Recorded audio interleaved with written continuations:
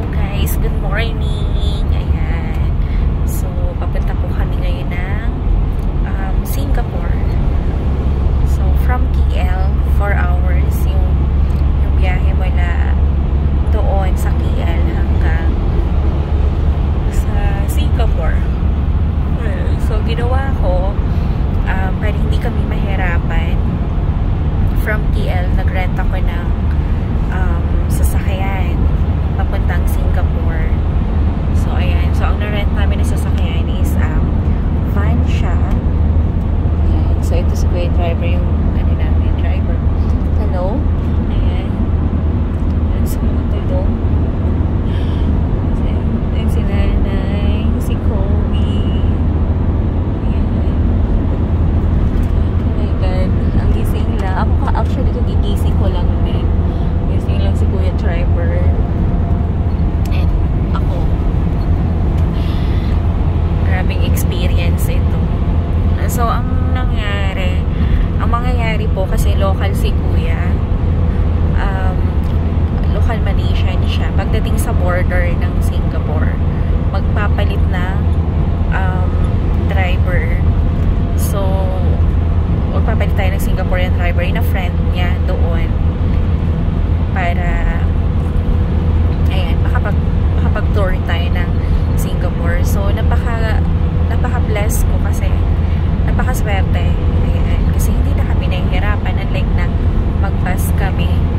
Ayan, sobrang hirap pag nag-bus. Ayan. So, ito, ang binayaran ko lang is 2,000 ringgit yung bayad ko. So, back and forth na yun. Kasama na yung ano ba ito? Kasama na yung mga toll sa babayaran. So, kinonvert ko siya sa peso. Parang nasa 26,000 lang guys yung pamasahe from Malaysia to Singapore. Diba? Sobrang sulit. Tapos, ilan na kami? 6 na kami. Kaya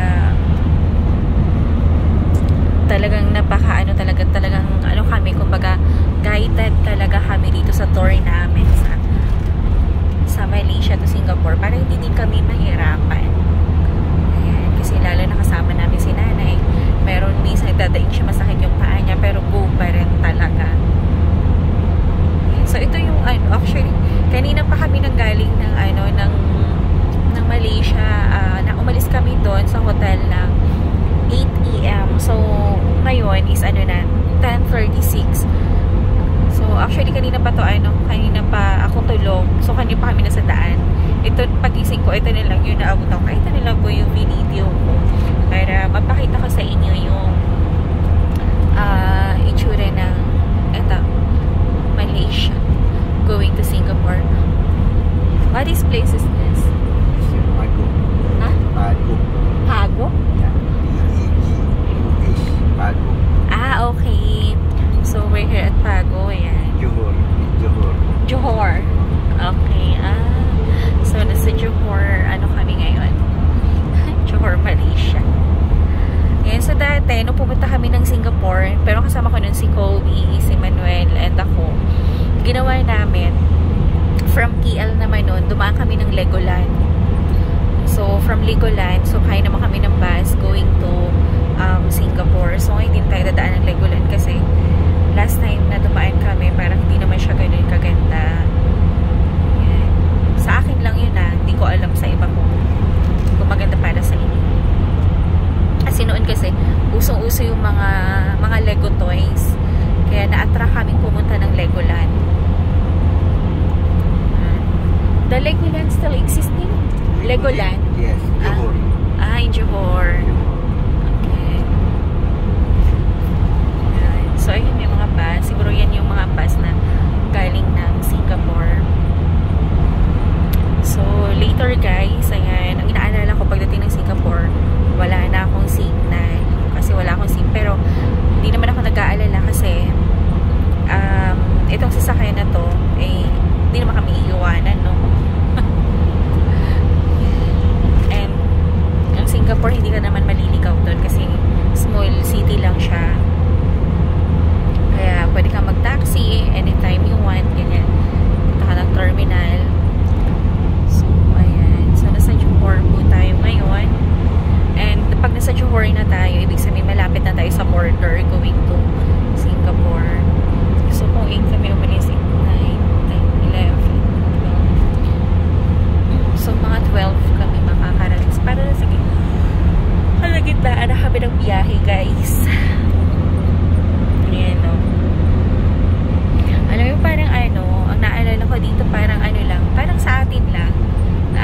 nga dito parang yung probinsya namin. Ayan, parang sa Iloilo lang po yung dinadaanan. Ayan. So, ang kinaganda lang kasi talaga dito, pag sa ibang bansa ka, una-una yung wala kang traffic, ganyan. As in, tuloy-tuloy lang talaga yung mga sasakyan. Unlike kasi pag nasa Manila ka, alam mo, nasa Manila kapag traffic na. Pag nata-traffic ka na. Pangalawang punta ko na to dito sa Malaysia, and sa Singapore naman is pangatlo na. Bali, 3 times ko nang punta to dito sa Singapore. So, gusto ko lang talaga ipa-experience sa nanay ko kung ano itsura ng Singapore. Kaya, dinala ko siya dito since malapit lang din naman. Tsaka, hindi naman kami nahihirapan kasi meron naman kaming service. So, guys, kung may plano kayong pumunta ng Malaysia or Singapore, ayan, so better pag pumunta kayo ng Malaysia, ayan, kontakin nyo to si Kuya, oh. Ayan.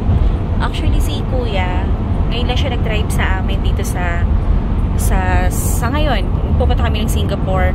Ang service talaga namin sa Malaysia, meron kaming service, yung pinsan niya. Yun talaga yung nagda-drive sa amin doon. Kasi hindi na kami nag-grab kasi halos the same lang din. Tapos may pupuntahan namin yung mga Genting Highlands, yung roaming around the city. Ayan, meron kami service, hindi na kami nagpalit kasi ang singil lang din naman sa amin is napakamura and reasonable naman. Kaya, ayun. Hanggang sa pag-uwi namin, sila na po yung service namin. Kaya, napaka-easy and very convenient yung biyahe namin dito sa Singapore, sa Malaysia and Singapore, kasi meron kaming service. Okay, so ang ano lang talaga dito, ang dami lang nilang ano ba to? Ang dami nilang dates pa yun. Dito karami matadadaanan. Napakaraming dates po. So parang ang sarap lang ng feeling ko ngayon na nakatulog talaga kasi kagabi, anong oras na kami nakauwi? Siguro mga 12 na rin. Tapos nagising kami ng 5:30 and natapos kami mag-prepare mga alas 8 na ng umaga. So, yun. Grabe lang na nakakagod.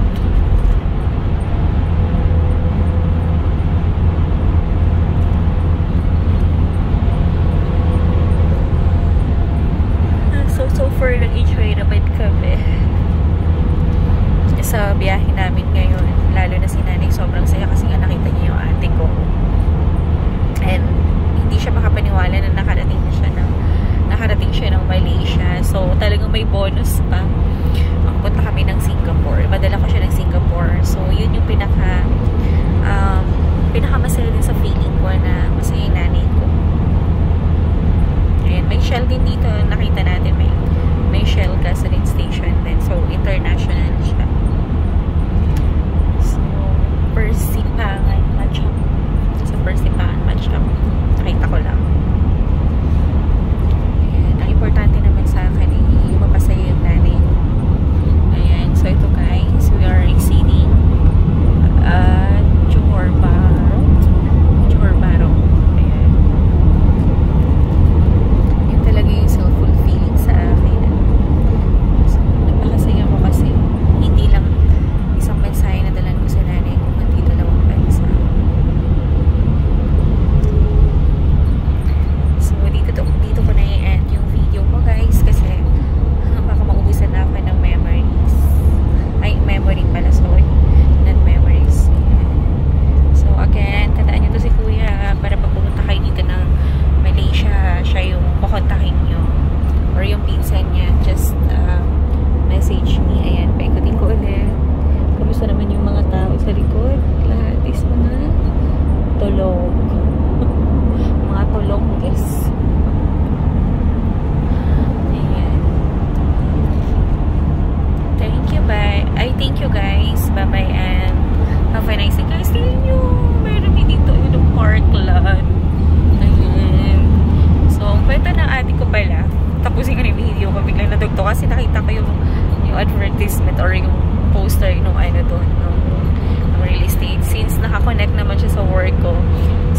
ate ko at saka ng pamangkin ko, ang sarap daw dito mag real estate sa Malaysia.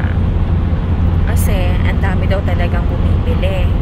Pero ang pwede lang daw mag-agent dito is yung mga local. Diba? So, kasi sa atin kasi, hindi ko lang din alam sa atin kung pwede. Pero parang may nakikita naman ako eh. I don't know. Basta pwede daw mag-agent dito yung mga locals nila. Pero ang sarap daw mag-ahente dito. So, ako okay naman sa Pilipinas. So, doon na lang ako sa Pilipinas. At saka dito, tingnan nyo guys, yung mga ano nila, parang wala akong gaan. Ayun, ang dami oh, may dates. Ayun, puro dates yan. Ayun oh, may dates farm. Ang dami. So, yun nga yung nakikita ko dito, karamihan talaga. Mga dates. Ayun oh, kasi sa kabilang side. Puro mga dates. Ang grabe, ang dami. Ang dami.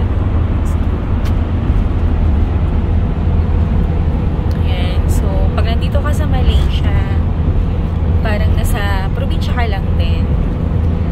Dito sa area ng mga dinadaanan namin ngayon. Pero pag nasa city ka naman, abay grabe naman, sobrang ganda naman talaga ng city nila. Sobrang progresibo talaga. And alam mo ba ang pinaka